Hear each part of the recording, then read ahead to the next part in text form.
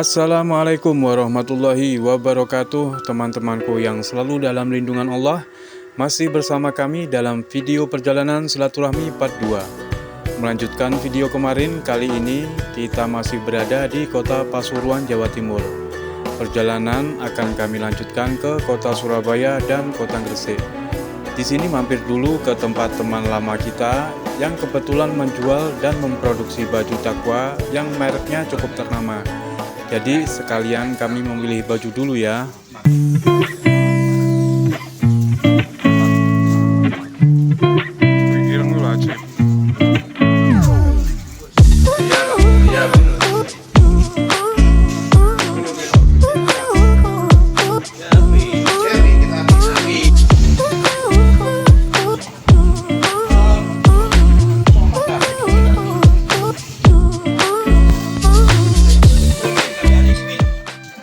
Sesudah membeli baju yang kita pilih, perjalanan kita lanjutkan menuju ke kota Surabaya. Tapi kita mampir dulu di Makam Habib Alwi bin Segaf Asegaf.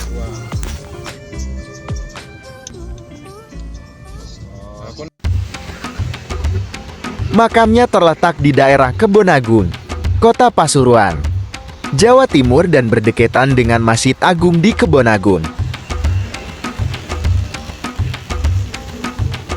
Habib Alwi bin Segaf Asegaf sosok ulama yang makamnya sering dikunjungi para peziarah, khususnya di hari Jumat. Dengan keluasan ilmu dan keluhuran budi pekertinya, tak sedikit kaum musyrik yang masuk Islam, serta banyak juga orang fasik yang bertaubat.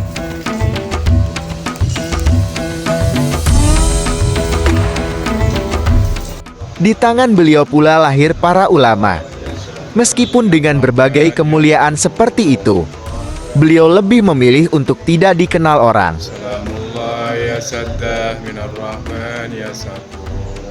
Beliau adalah sosok ulama yang ahli ibadah. Beliau tak pernah meninggalkan sholat jamaah beserta rawatibnya. Siang dan malam istiqomah sholat sunnah, puasa, bersholawat dan ibadah lainnya.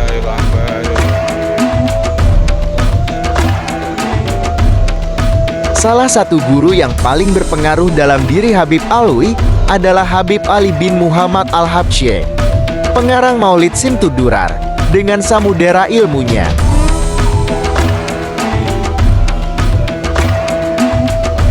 Habib Alwi wafat pada tanggal 17 Syaban tahun 1336 Hijriah. Ribuan manusia berjubel untuk memberi penghormatan kepada beliau. Salah satu tokoh yang turut menghadiri sholat jenazahnya adalah Habib Muhammad bin Ahmad Al-Muhdar.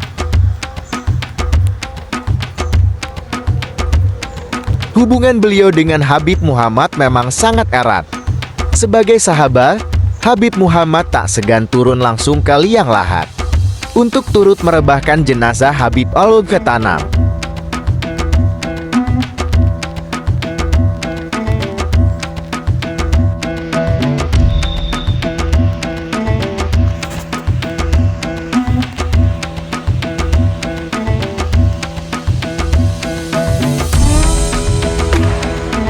Setelah mengziarahi Habib Alwi bin Segaf Asegaf, kita lanjutkan perjalanan menuju ke pintu tol Pasuruan.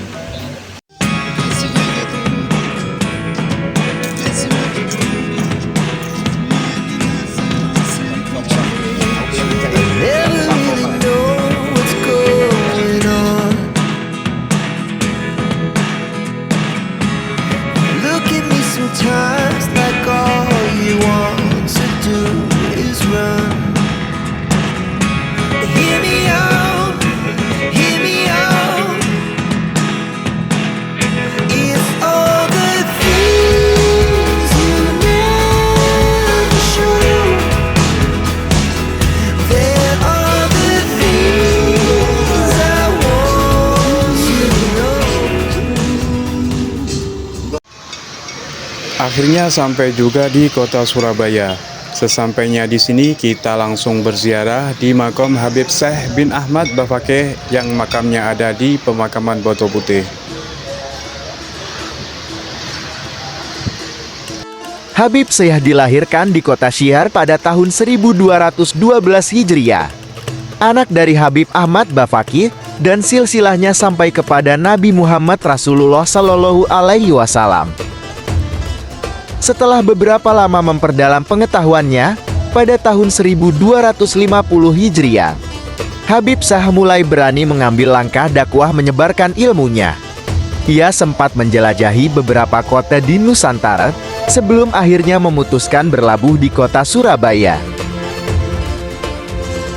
Di Surabaya inilah mulai memancarkan cahaya pengetahuannya. Ia mengajarkan ilmu-ilmunya kepada para penuntut ilmu sekitar, mulai dari fikih, tauhid, tasawuf, dan lainnya. Hingga akhirnya, di tengah hingar-bingar dakwahnya itu, ia diangkat oleh Allah Subhanahu wa Ta'ala menjadi salah satu walinya.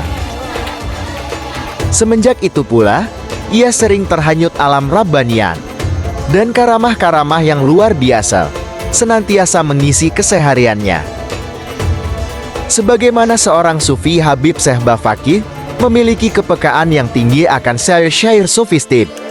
Ia begitu menghayati syair-syair gubahan para tokoh sufi. Apalagi bila menyenandungkan syair itu adalah adiknya sendiri, Said Muhammad Bafaqih yang bersuara emas. Sejak usia belia, beliau sudah bekerja keras menggali ilmu. Mula-mula, ia mempelajari Al-Quran dan beberapa bidang pengetahuan syariat dan tasawuf kepada ayahandanya sendiri, Habib Ahmad bin Abdullah Bafaqih.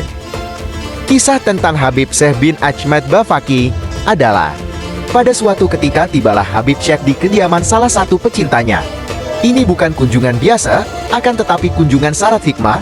Pasalnya, begitu ketemu Sahibul Bait, sang wali menggelontorkan permintaan yang agak ganjil. "Aku menginginkan 2 lembar permadani ini," titahnya. Sang pecinta terkesiap. Bagaimana tidak, yang diminta junjungannya itu adalah permadani buatan Eropa yang super mahal. Barang itu baru saja dibelinya. Ia amat menyayangi permadani itu hingga ditempatkannya di tempat khusus.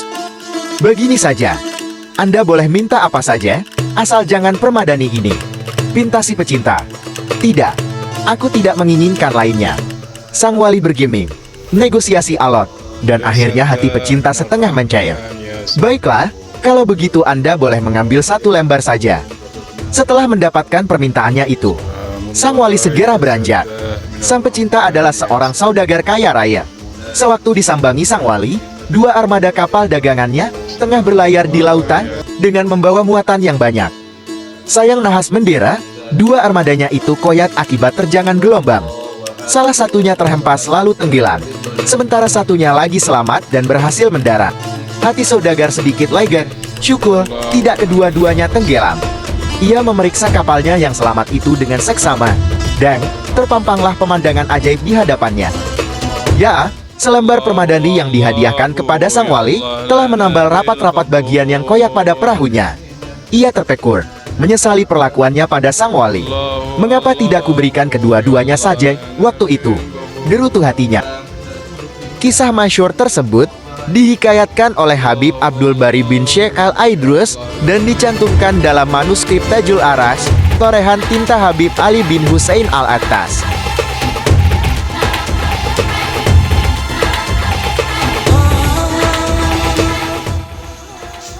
Seusai kami mengziarahi Habib Syekh bin Ahmad Bafaqih, selanjutnya kami menuju ke makam Habib Muhammad bin Husain Al-Aidrus atau yang dijuluki dengan Habib Neon di Madjanatul Arab, Pegirian Semampir, Surabaya.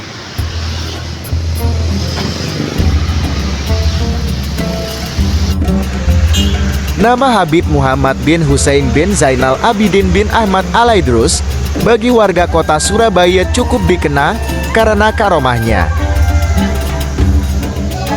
Habib Muhammad bin Husain Al-Aidrus lahir di Tarin, Hadramaut pada tahun 1888 Masehi dengan nama Muhammad masyhur.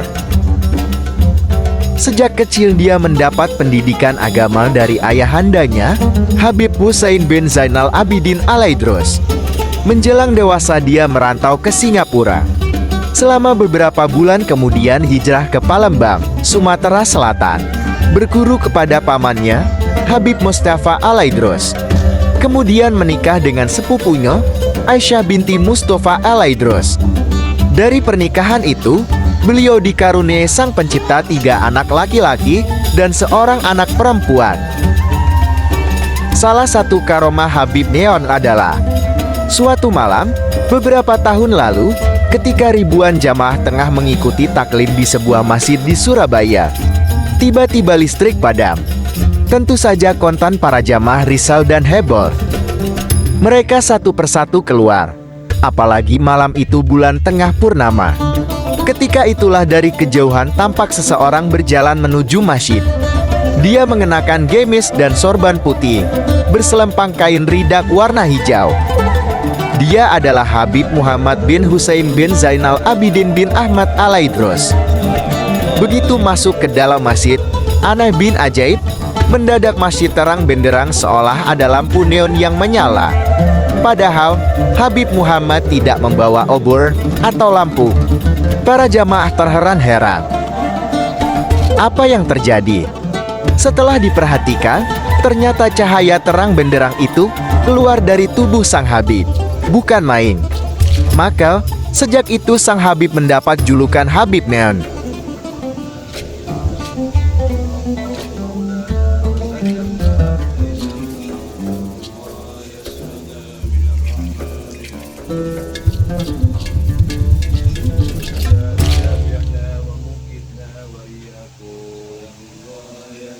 Setelah Habib Neon wafat, aktivitas dakwahnya dilanjutkan oleh putranya yang ketiga, Habib Syekh bin Muhammad Al-Aidrus, dengan membuka majelis burdah di Ketapang Kecil, Surabaya.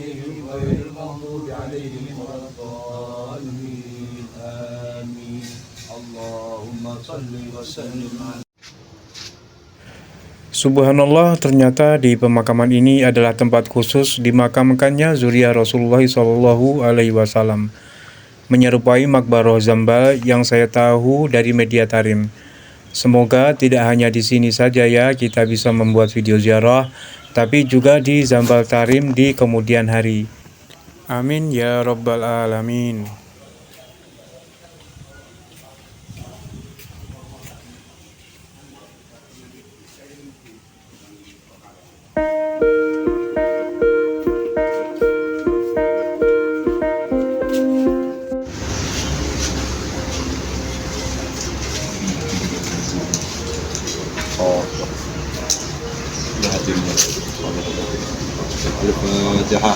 أعوذ بالله من الشيطان الرجيم بسم الله الرحمن الرحيم الحمد لله رب العالمين الرحمن الرحيم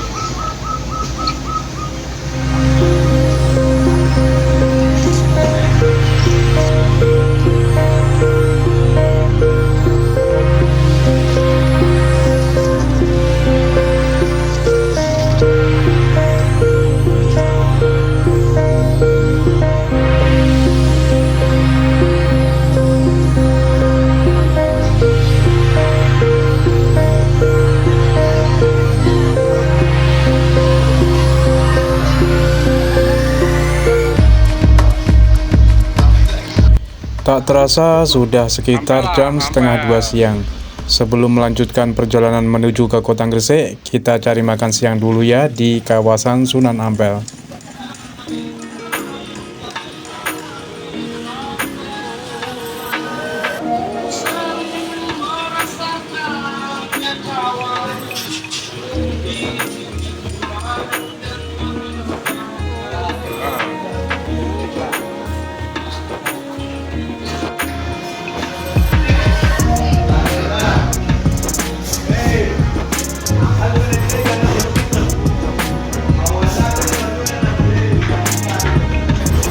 Restoran ini telah menjadi tujuan kuliner yang populer bagi pecinta makanan lezat dengan harga terjangkau.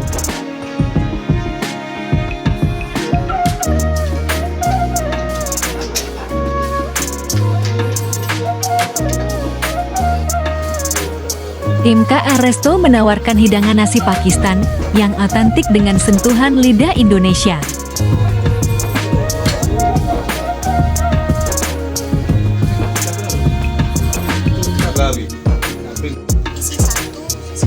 Salah satu keunggulan restoran ini adalah porsinya yang besar, Cukup untuk melayani hingga 4 orang dengan harga mulai Rp10.000 hingga Rp75.000.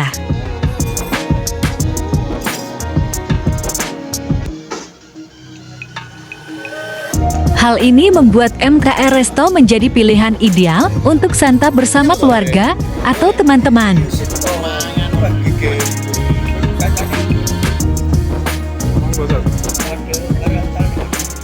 Tidak hanya itu, MKR Resto juga menawarkan berbagai pilihan topping seperti daging kambing, sapi, dan ayam. Semua rempah-rempah dan nasi diimpor langsung dari Pakistan dan diolah dengan cita rasa yang disesuaikan dengan selera masyarakat Indonesia.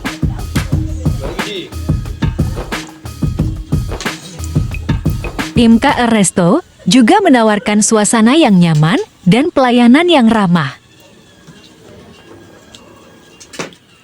Dengan ruang restoran yang luas dan dekorasi sederhana, para pengunjung dapat bersantap dan bersantai dengan nyaman.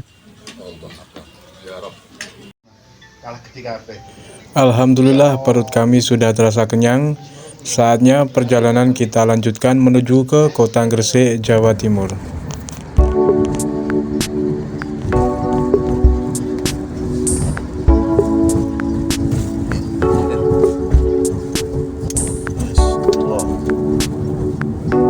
Jadi cepet toh. Enak lah, betul lah.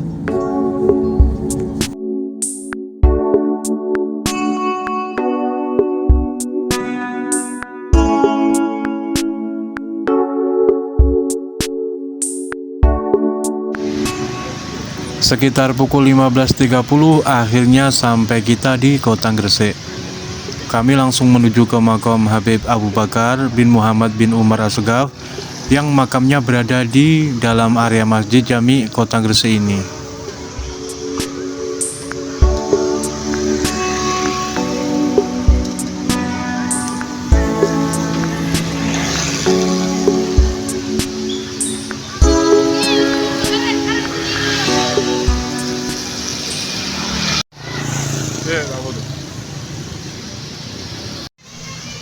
Habib Abu Bakar lahir di Besuki, Situbondo, Jawa Timur pada 6 Zulhijjah tahun 1285 Hijriah yang bertepatan pada 30 Maret tahun 1869. Beliau bersama ayahnya pindah ke kota Gresik. Tak lama kemudian, sang ayah wafat saat Habib Abu Bakar berusia 2 tahun. Habib Abu Bakar menjadi seorang yatim sejak kecil. Bakat kewalian dan kecintaannya terhadap ilmu sudah terlihat sejak ia berusia 3 tahun. Bahkan, di usianya yang terbilang masih kecil, ia mampu mengingat peristiwa-peristiwa yang pernah terjadi. Pada 1293 Hijriah, saat usianya menginjak 8 tahun, Habib Abu Bakar berangkat ke Hadramaut, Yaman untuk menimba ilmu di sana.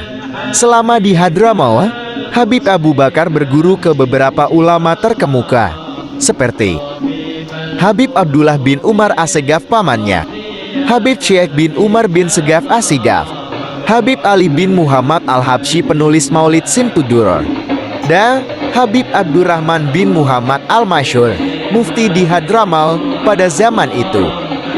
Bertahun-tahun belajar di Hadramaut, Habib Abu Bakar pulang ke Indonesia pada tahun 1302 Hijriah.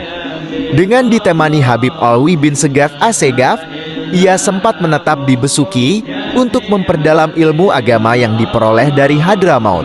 Kewalian Habib Abu Bakar tak diragukan lagi. Bahkan, para ulama lainnya telah membuktikan kewalian Habib Abu Bakar yang berada di tingkatan tertinggi dari para wali lainnya. Karena kewaliannya, Habib Abu Bakar mendapat julukan Al-Kutub atau pimpinan para wali. Setelah selesai ziarah di makam Habib Abu Bakar bin Muhammad bin Umar, selanjutnya kami mengikuti acara rauhah rutinan yang diadakan di rumah Habib Abu Bakar yang dulu ditempatinya.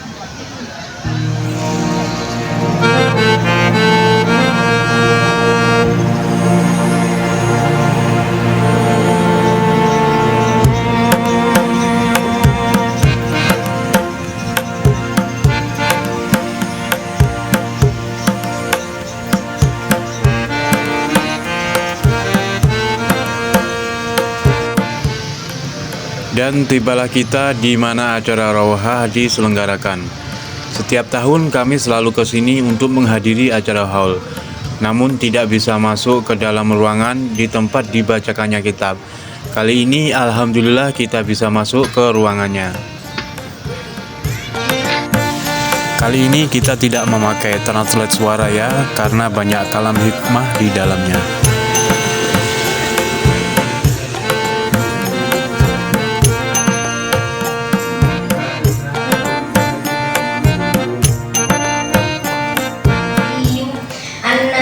أبا سعيد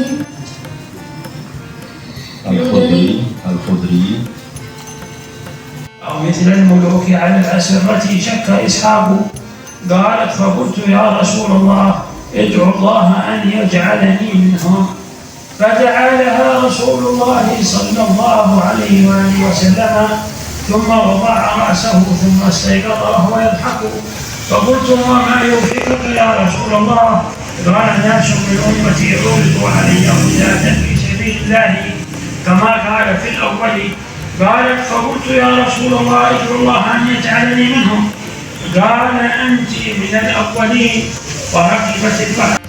كمن عن إسحاق عن أنس رضي الله عنه قال بعث النبي صلى الله عليه وسلم أقوام من بني سليم إلى بني عامر في السبعين فلما قدموا قال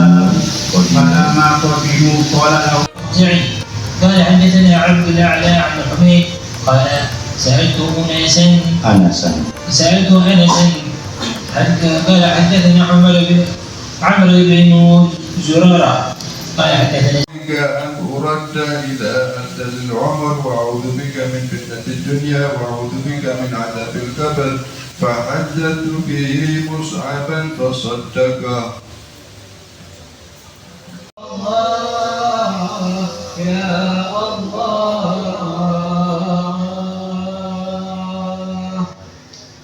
نسير في ضوء هذا كالشعاع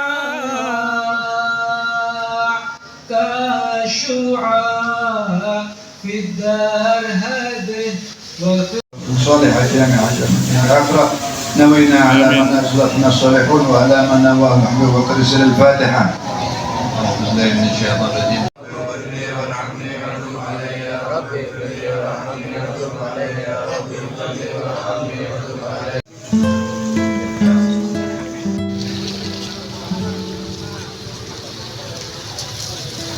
Alhamdulillah acara Rawahah hari ini sudah selesai dan kami pun bersiap pulang ke kota kami yaitu Tulungagung. Video Rawahah ini juga menjadi akhir perjumpaan kita di perjalanan silaturahmi di Kota Bangil, Surabaya dan terakhir Kota Gresik, Jawa Timur. Sebelum itu perkenankan kami untuk memohon maaf jikalau di dalam video ada kata yang kurang tepat atau yang kurang jelas. Saatnya kami undur diri. Wabillahi taufiq wal hidayah, waridha wa inayah. Assalamualaikum warahmatullahi wabarakatuh.